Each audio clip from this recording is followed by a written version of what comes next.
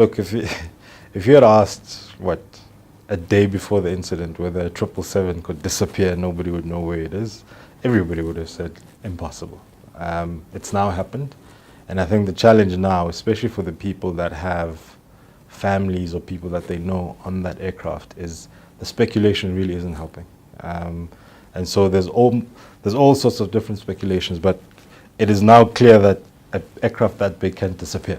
From our side, the best thing we can do is hopefully wait until they do find the aircraft and then figure out what happens. Because the way the security industry works in terms of regulations, it's almost reactive in terms of what regulations come into play.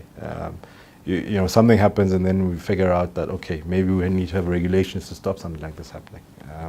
And so let's wait and see what comes out of this. And then from then on, then people can know exactly what happened so that everybody can then align in terms of making sure that something like this, we reduce the chances of it happening again.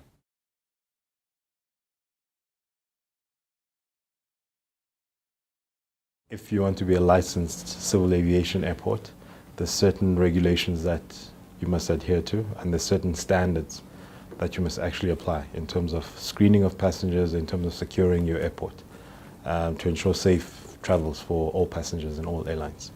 So in terms of that, we get issued by the Civil Aviation Authority a license every year, and with that license comes certain conditions, and they do audit us from time to time, and every year they then come back and do a thorough audit and they give us our license, or they renew our license if we comply with the standards.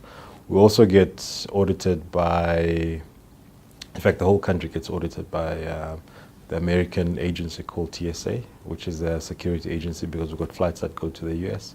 And they also come through and they do an audit and certify us that aircraft can fly from Johannesburg to the States.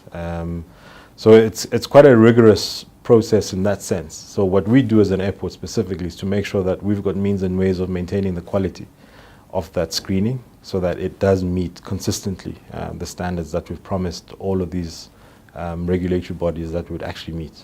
So it is a day-to-day thing. There's no day that's the same as another one.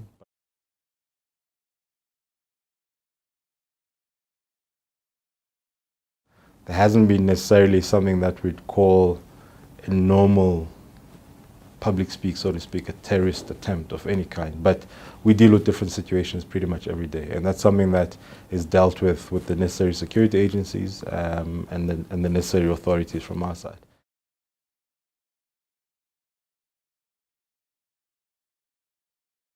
No, we're following normal procedures because your normal quality management processes will come into play, and that's what you normally do. So there's nothing extraordinary that we've decided on our own that we need to do, and neither has there been any instruction in terms of our security authorities that we should do something differently.